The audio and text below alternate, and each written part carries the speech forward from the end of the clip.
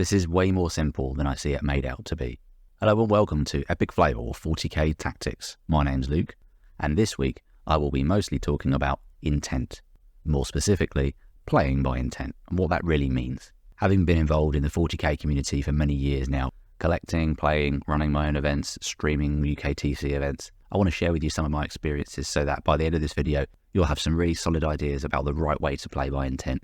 Let's get started. In real simple terms, it's about making sure both players are on the same page. Avoiding unnecessary disagreements, awkwardness, focusing on the strategy rather than rules lawyering, nitpicking, trying to gotcha your opponent, communicating what you're trying to do really clearly with your opponent and ensuring that the game is fair and smooth so that the outcome is decided by who was the best general rather than because somebody avoided being 100% open and honest, took advantage of some confusion or misunderstanding about model placement. For the most part, people want to win because they bested their opponent fair and square. There's no satisfaction in winning like that.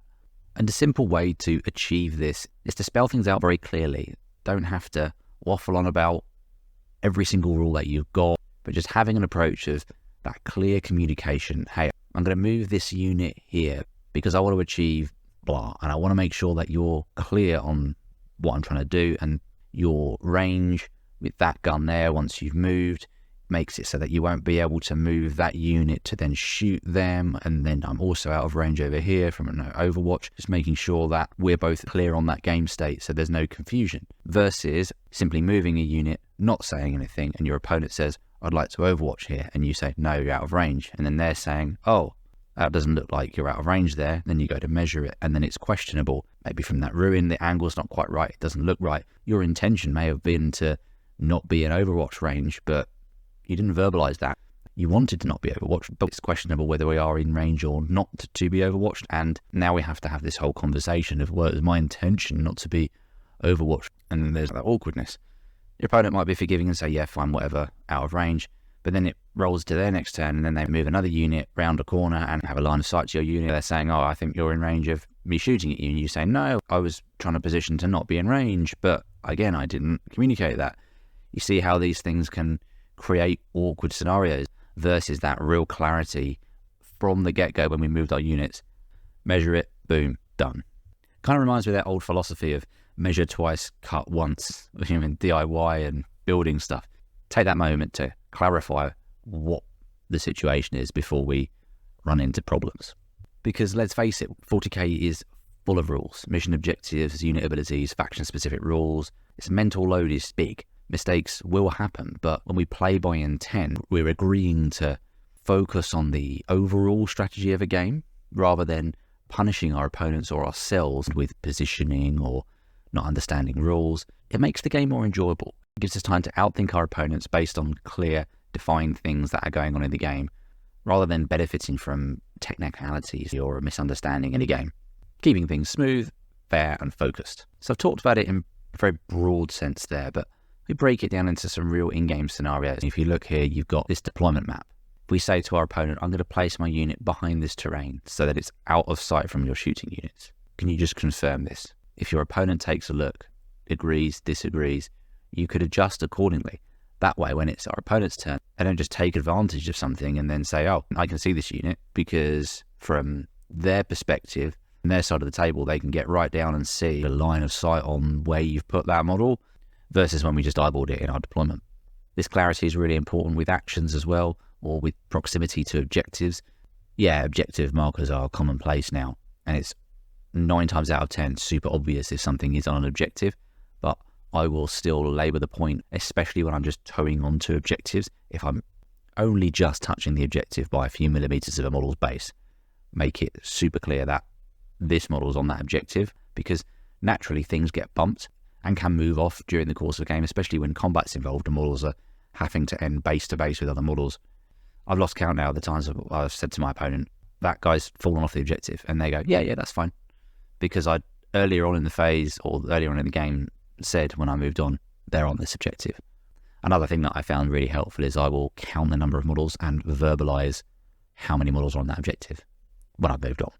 Even if my opponent forgets later on, that might then just jog their memory, reduce the likelihood of any confusion around it being a different number. Touched on gotchas as well. Playing by intent is not just about placing the models and measuring distance. I mentioned the large amount of rules, but specifically there's reactive things that we can do in 40k at the moment more than any other edition that I've played. And between Overwatch, heroic interventions, reactive moves are the worst. You can easily catch an opponent off guard. But this is where playing to intent is really, really important. At the start of the game, obviously we want to be clarifying, just so you know, I've got this reactive thing, that reactive thing. And so if you move within a certain range, that can be a thing that I can do. Ensuring that the game stays fair and that both players are aware of what can happen is really important. And this avoids that dreaded gotcha moment where an opponent will move and do something and then they feel blindsided by something they just didn't expect. And really what could be helpful there is, as we're moving, just again, that talking, that communication. I'm moving these guys here with the intention to avoid X and Y. Just gets things crystal clear. Now I want to cover some potential pitfalls. But before I do, you should check out Epic Flail HQ, as well as weekly wargaming content. I also produce members-only tactical videos. So if you're enjoying this content, $2.99 a month, you get access to all that additional members content. And not only that, you'll be supporting the recent UKTC streaming that we've been doing, as well as our own battle reports. There's a whole range of content over at Epic Flail HQ. And not only that, you get access to our Discord, which is getting bigger and bigger. So come and get involved and check out Flail HQ. Playing by intent pitfalls. It's not foolproof. There's definitely some grey areas that can cause friction. So let's say we position a unit behind terrain, declaring it's out of line of sight from our opponent's shooting units. But if we haven't factored in a fast-moving unit or a deep strike ability that wasn't discussed fully in the original "Can you see me?", suddenly our unit isn't as safe as we thought. So in those situations, at the risk of sounding like a broken record, we've got to be as clear as possible. Specify exactly what we're hiding from and asking our opponent for confirmation. If they move a unit aggressively or bring in reserves that we hadn't specifically stated, that's a whole different situation than if we're staying hidden from units that are on the board already. So mean what you say. If I put a unit here, have you got anything from anywhere else that I've missed that can take that unit out or threaten that unit? Make sure we're catching everything in these questions.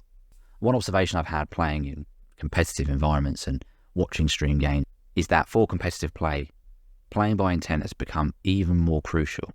Players generally have a great understanding of the game's mechanics and threat ranges, but that doesn't mean we can skimp on communication when we're playing competitively. Don't want to assume that our opponent knows exactly what we're planning, so that statement of intent is super important in those environments. Make sure everything's out in the open. Even in a competitive setting, if we're moving a unit and declare, I believe that I'm out of range of your heroic intervention, can we just confirm that, measure that up? Making sure both players are aligned actually helps to elevate the gameplay. Don't want a situation where things are devolving into an argument. And a key part of this is making sure it goes both ways. If we're benefiting from our opponent's clear communication, we should be extending the same courtesy. We don't want to be taking advantage of an opponent's intent and then being stingy and not offering that back. If one player is constantly being generous, for example, intent statements, and another person is being really rigid, inflexible, so no, you've moved that, kept quiet about this reactive move, and I'm not going to let you move half an inch away to not trigger the reactive move. It's a recipe for a really bad experience. I have seen that before. It's really difficult.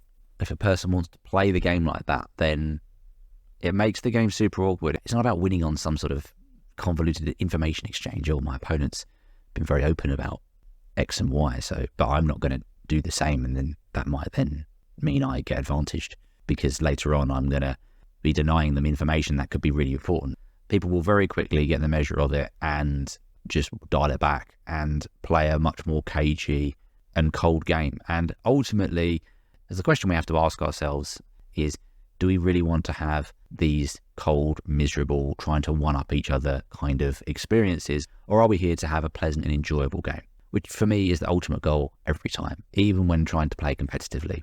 I recently went to LGT and I was blown away by all of the games that I played, win or lose. All of my opponents were absolute gents. They were open about what their armies did, what the rules were, answered any questions I had. There were never any quibbles or confusions. Any questions were resolved super quickly, and the only time there was ever any doubt and stuff was when we both didn't know a rules interaction. One of us had to go get judged, and it was super easy. There was no issues because we were both having that open, honest communication, and it made the world of difference to the games. versus if only one of us was doing that, or both of us just not being forthcoming with information, not allowing adjustments based on new information as we're doing movement and positioning, making sure everything's correct. And it was great. I can honestly say it was one of the best tournaments I've ever been to, because both myself and my opponent weren't coaching each other through the game, but we were reminding each other, oh, by the way, I've got the reactive move. And then my opponents would say, oh, okay, that means you could move this way.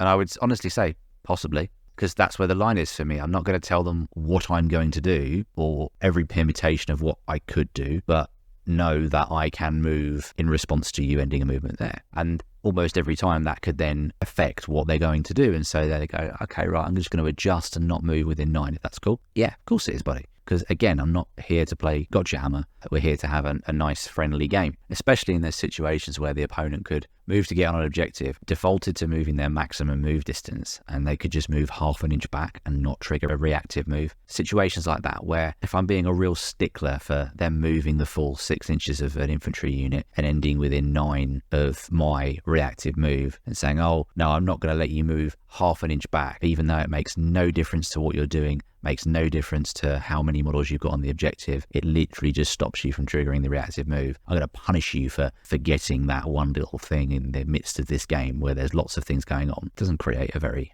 pleasant environment. And it's not a take back in the same sense of someone moves somewhere, does something, starts to shoot some units, realizes that perhaps your unit's a bit stronger than what they first realized, and says, and they think, oh, actually, no, I want to move the unit over here and be in a different position. No, that's too late.